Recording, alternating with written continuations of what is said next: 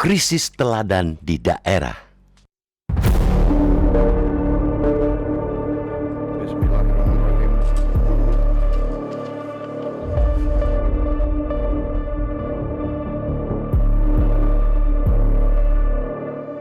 Saudara-saudara, saya ingin ingatkan atas nama negara dan bangsa Indonesia bahwa saudara dipilih. Saudara adalah pelayan rakyat. Tugas seorang kepala daerah sejatinya tidak hanya menandatangani anggaran, ia juga menandatangani budaya kerja birokrasi dan pemerintahan. Ketika yang ditandatangani ternyata praktek suap, proyek titipan atau jual beli jabatan yang rusak tidak hanya keuangan negara, tapi juga karakter birokrasi, lalu akan muncul anggapan bahwa kekuasaan ternyata bisa dipakai untuk memperkaya diri. Saat ini, rentetan penangkapan kepala daerah oleh KPK telah sampai pada titik yang tidak lagi bisa dipandang sebagai kumpulan kasus yang berdiri sendiri. Sepanjang 2026 saja, ada 12 kepala daerah berurusan dengan hukum karena perkara korupsi. Bahkan, jika dihitung sejak pelantikan kepala daerah hasil Pilkada 2024 pada Februari 2025, jumlahnya telah mencapai 18 orang.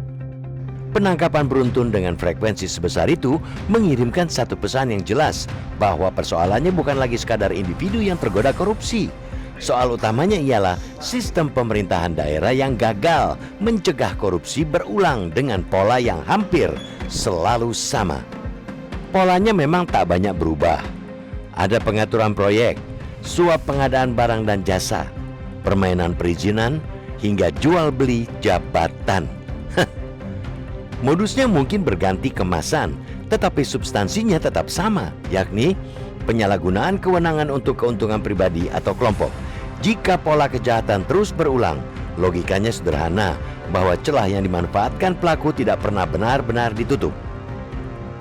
Karena itu, strategi pemberantasan korupsi tidak boleh berhenti pada keberhasilan operasi tangkap tangan. Penindakan memang penting untuk memberikan efek jera, tetapi negara tidak boleh hanya sibuk menangkap pelaku tanpa memperbaiki sistem yang terus melahirkan pelaku baru. Keberhasilan KPK mengungkap perkara mestinya dibaca sebagai alarm bahwa mekanisme pencegahan di daerah belum bekerja penuh.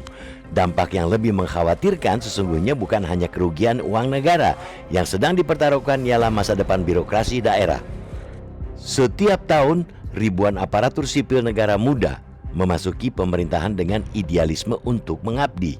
Mereka belajar bukan hanya dari aturan, melainkan juga dari perilaku pemimpinnya.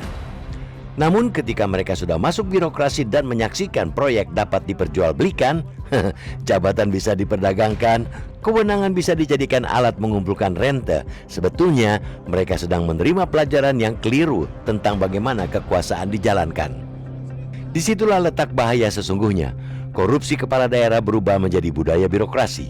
Kompromi terhadap penyimpangan dianggap sebagai bagian dari mekanisme kerja pemerintahan.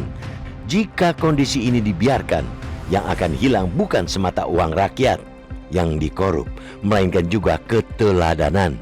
Minimnya teladan pada ujungnya akan menciptakan generasi birokrat yang tidak resisten terhadap korupsi. Perombakan menyeluruh terhadap sistem pengawasan daerah tidak lagi dapat ditunda. Inspektorat daerah harus diperkuat agar tidak sekadar menjadi pengawas administratif yang posisinya berada di bawah kepala daerah yang diawasi.